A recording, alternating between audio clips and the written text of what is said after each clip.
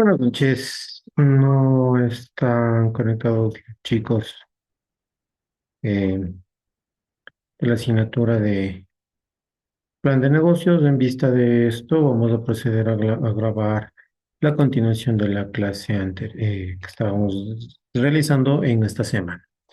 Habíamos ya hablado sobre la importancia de los objetivos del marketing, en donde habíamos visto que tener los objetivos del marketing de manera clara nos permitía priorizar recursos, medir el progreso y crear estrategias alineadas con la visión organizacional.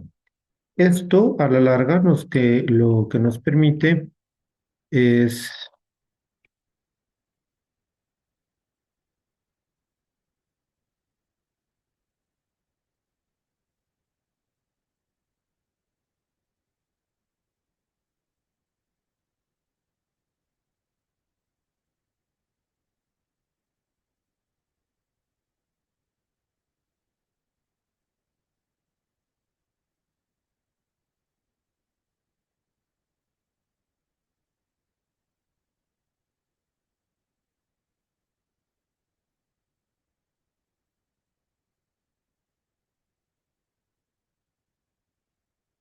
A ver, mil disculpas.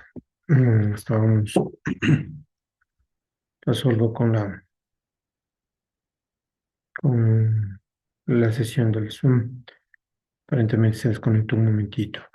En todo caso, estábamos hablando de la investigación del mercado y la investigación del mercado no es más que un proceso sistemático en el cual nosotros podemos recopilar información. Adicionalmente, de producto de esta información recopilada, realizamos un análisis e interpretación de los datos relacionados con un mercado en específico. Este proceso de alguna manera va a permitir a que las empresas comprendan mejor el entorno en el que operan y tomar decisiones informadas basadas en evidencia. Es así que en este caso, cuando hablamos de la importancia de la investigación del mercado, la investigación del mercado va a ser o es esencial para reducir riesgos y maximizar aquellas oportunidades en cualquier estrategia comercial. Esto adicionalmente nos ayuda a identificar las necesidades y preferencias de los consumidores, evaluar el tamaño y el potencial del mercado y analizar la competencia y detectar brechas en el mercado. Por otra parte, podemos desarrollar productos o servicios alineados con expectativas del cliente y establecer precios competitivos y estrategias de distribución efectivas. Cuando nosotros generamos este tipo de importancia o cuando le damos esta verdadera importancia a la investigación del mercado, nos permite generar o nos permite establecer las fases de la investigación del mercado, ¿sí? Cuando nosotros establecemos estas fases o seguimos estas fases de la investigación del mercado, vamos a obtener los resultados deseados o y me refiero al conocimiento del mercado como tal. En tal virtud, la primera fase es la definición del problema y de los objetivos. Y esto es que antes de iniciar la investigación es fundamental tener claridad sobre las preguntas claves que se buscan responder. Por ejemplo, una empresa de ropa deportiva podría querer entender por qué sus ventas son bajas entre mujeres jóvenes de 20 a 30 años. ¿Sí? Esto nos permite a su vez pasar a la siguiente etapa o a la siguiente fase, que es el diseño de la investigación. Y este paso incluye la elección entre enfoques cualitativos y cuantitativos.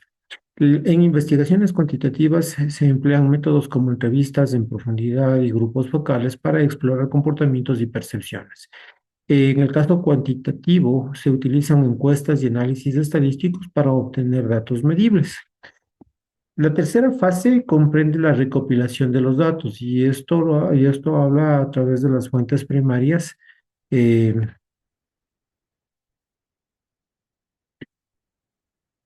Deme un segundo, por favor.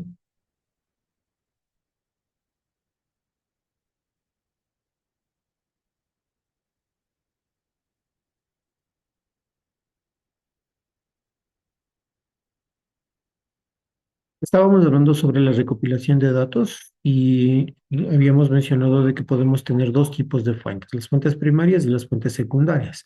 Cuando hablamos de fuentes primarias, son los datos originales recopilados directamente del público objetivo mediante herramientas como encuestas, entrevistas o pruebas de producto. En cambio, las fuentes secundarias son información previamente publicada como informes sectoriales, estudios académicos, estadísticas gubernamentales o bases de datos comerciales. De estas fuentes o de estos dos tipos de fuentes, nosotros podemos recopilar información para nuestros estudios de mercado. Al momento de recopilar toda esta información, podemos pasar a la siguiente fase, que es el análisis de los datos. Los datos recopilados deben ser organizados y procesados para identificar patrones y generar conclusiones accionables. Además de estas, el uso de herramientas como software estadístico, ya sea SPC, SPSS, R, MATLAB, etcétera, o plataformas de visualización de datos como Tableau, Power BI, nos van a facilitar este análisis. Una vez que hemos realizado el análisis, pasamos a la siguiente fase, que es la elaboración del informe. Y esto es que una vez que hemos obtenido estos hallazgos, se representan en un informe detallado que puede incluir gráficos, tablas y recomendaciones específicas. Este informe debe ser comprensible y enfocado en cómo los resultados pueden apoyar a la toma de decisiones estratégicas. Por otro lado, tenemos los métodos y técnicas de investigación. Tenemos, por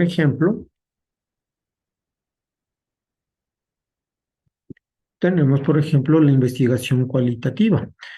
Para realizar una investigación cualitativa podemos utilizar grupos focales, como por ejemplo, donde podemos hacer reunión de personas que representen al público objetivo para discutir sus opiniones sobre un producto o servicio. Otra, otro tipo, otra técnica o método que podemos utilizar es las entrevistas en profundidad, donde vamos a explorar las percepciones y los comportamientos individuales en detalle.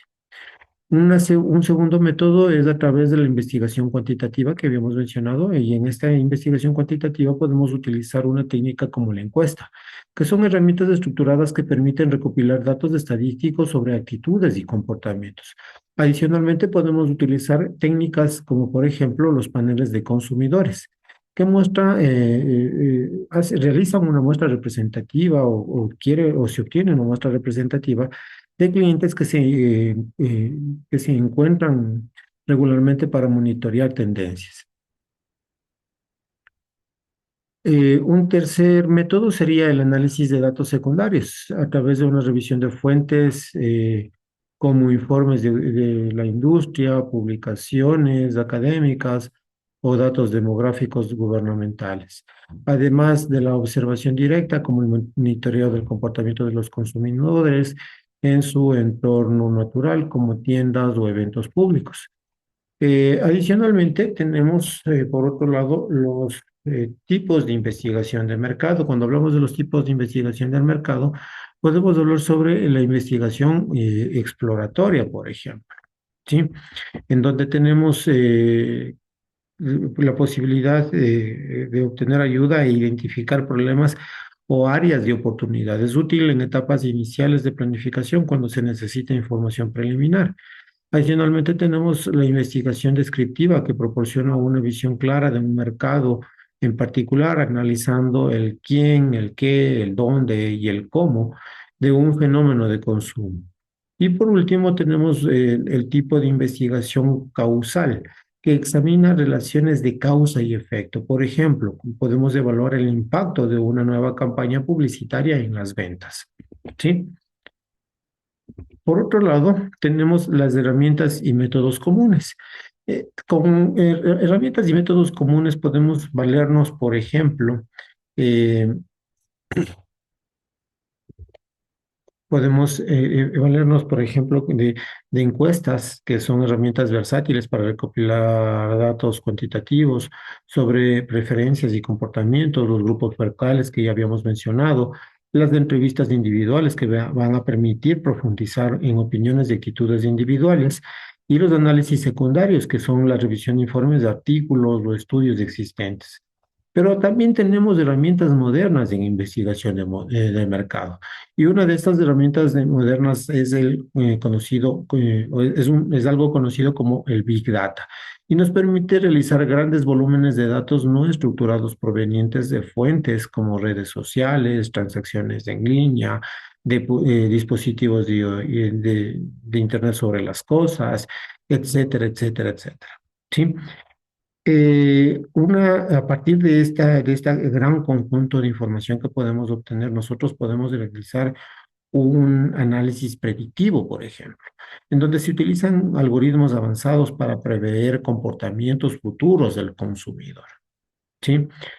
Apoyados adicionalmente, por ejemplo, a través de la inteligencia artificial, que facilita el análisis automatizado de datos y la personalización de estrategias de marketing.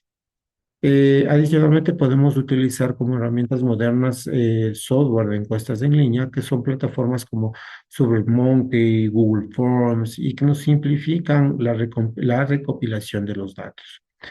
A partir de este uso de herramientas, nosotros podemos hablar de los beneficios de la investigación del mercado, ¿sí?